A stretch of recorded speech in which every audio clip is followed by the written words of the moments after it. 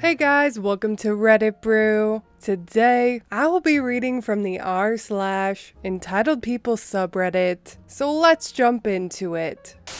Entitled neighbor gets her day. So I get a frantic call from my neighbor Dean, who lives right behind me, saying something about City being there and he needs my help. Slight backstory. His neighbor is a Karen of the worst kind. She will call the city if the grass is half-inch above city rules. Dean is an awesome guy who has known my wife since birth. He's in his 70s and is a retired Navy. I've known him for the past 15 years. Really good guy. Lots of fun stories. Anyways, he had received a letter from the city the previous Monday that the roof on his shed did not meet city standards and either had to replace the roof or demolish it.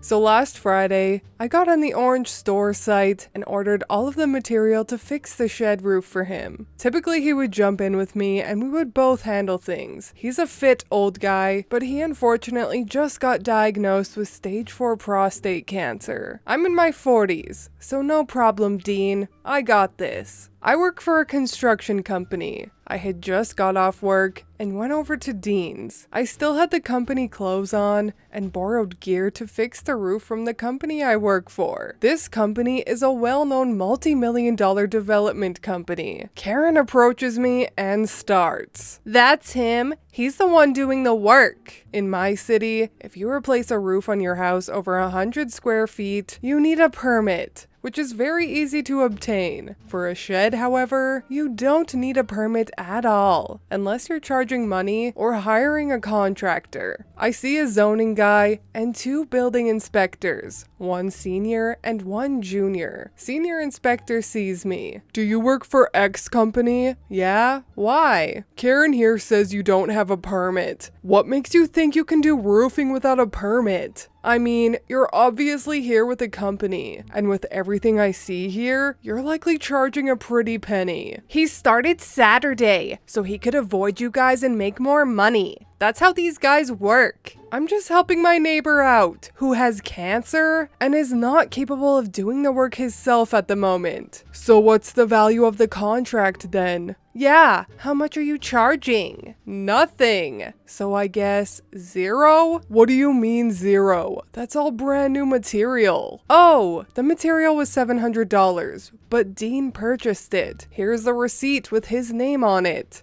You can't hide all the money you're charging. Look at all your brand name equipment. What's your point? I work for a big construction company and borrowed it to do this shed. What's your name? Mark. Mark, where do you live? Right there. So, I'll take it that you're really close to your neighbor Dean, since you have a gate connecting your yards? Yes, sir. My wife and I are. Especially since Dean is now ill, and we've been checking on him a little more than usual. I built the gate for easier access to his house. He got the letter stating he has to fix his shed, and I'm just trying to take some stress off the old fart. Roger that. That's really nice of you. There's no way he's not charging him for this. Well, it doesn't appear as though he is, and that means he doesn't need a permit. I had to pay $3,500 to get my garage done 3 months ago, and he gets off just paying $700 for materials? Yes, ma'am. A garage needs a permit. Mark, do you mind if I take a look at your work just to make sure it's up to par? Sure can. Inspector jumps on the roof and calls the zoning guy. After COVID, every inspector has been equipped with iPads so they can do virtual inspections. This iPad is also connected to all city property, so inspectors are able to see what permits got pulled and what not. And he brought this with him on the roof. Looks pretty solid. I hope so. I had to change the plywood and replace a couple of 2x4s. Is that a pond next door? Yeah, if I remember correctly, Karen got a pond installed in May. Did you do a site visit for a pond at that property? I sure didn't. Did you do a site visit for the roof on the garage? Sure looks like 500 square feet. Oh, and that concrete back there looks pretty fresh. Yep, she had the garage and all that done in May as well. Let me get some pictures of all of this. Junior, what's the penalty for altering and remodeling a roof without a permit? $50 per 100 square feet. Plus all new work must be torn down and re-inspected with proper permits, sir. Is that what you found on Dean's roof? Because of the repairs he's getting all that? Junior, what's the penalty for pouring concrete without checking with zoning and without a permit? $200 per 100 square feet. But there's no concrete here. Zoning, what's the penalty for a pond over 1,500 gallons without a permit or checking with zoning? Karen's face went pale. No more grin. $75 for electrical connections without permit, plus $1,500 per day that the pond is there without permission. And since it's up against the fence, there's a 10-foot watershed water easement for water to perk there. So there's no way that pond would get approved, even with a variance. The pond is 16 feet by 16 feet triangle shaped. You're not supposed to look at my yard. You're here for his yard. Do you know who I am? I know your boss, Kevin. He'll fire all of you. Yeah, I know Kevin too. He got fired 2 months ago for taking bribes. So now we have a new boss, Ashley, and she's by the book, trying to clean up Kevin's mess. I can't believe this shit. That's not how it's supposed to go, damn it. I laugh hysterically. Update, I'm working with my boss Vicky this morning. She tells me that the inspector called her to confirm that I wasn't doing the job for Dean for money. There was no contract for Dean, and that I got permission to use the tools/equipment from the company.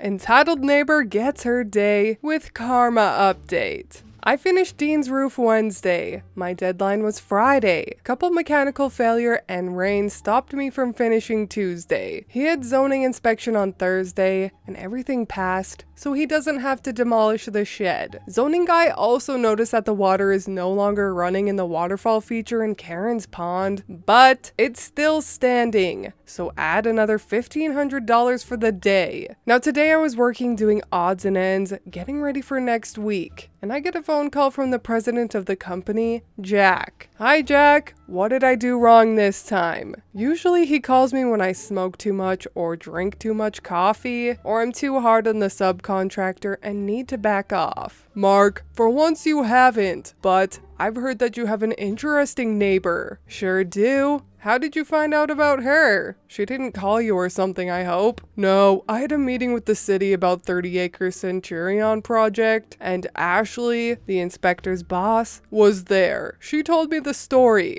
Here's what happened. Apparently Karen decided that she would pay this new head inspector, Ashley, a visit on Wednesday. She didn't just nonchalantly walk in there, but marched in with authority. How dare your inspector inspect my property when they are responding to a gross violation that I reported on Dean's shed? You need to remove these citations immediately. Okay. Hi, my name is Ashley. What's your name? I'm Karen. Now what are you going to do about these? Well, let me call senior inspector to see what this is about. I thought you had authority here. Kevin would have cleared it already. Yes, but Kevin is no longer here because he didn't take these matters seriously. Senior Inspector fills Ashley in on what happened on Monday at Dean's. Yes, looks like there sure is some serious fixing to do. That's what I thought. So is there a stamp, or are you writing me an exemption? Well, no, not really. See, the 10-foot egress that's behind you is part of the Chesapeake Bay watershed, and is in fact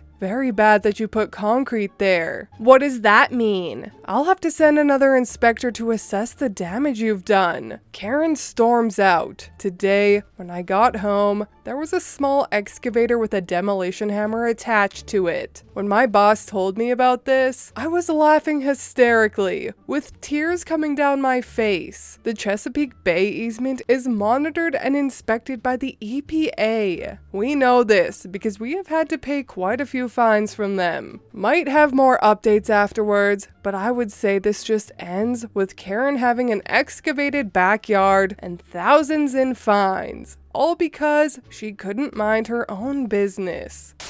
What a great story. play stupid games, win stupid prizes. And Karen definitely got her stupid prize. What a beautiful day in the neighborhood. A beautiful day for a neighbor. Not for Karen though, and I'm living for it. I love when karma bites hypocrites like this in the butt. And I guarantee Karen did some favors for Kevin for him to turn a blind eye to her putting in an illegal pond, if you know what I mean.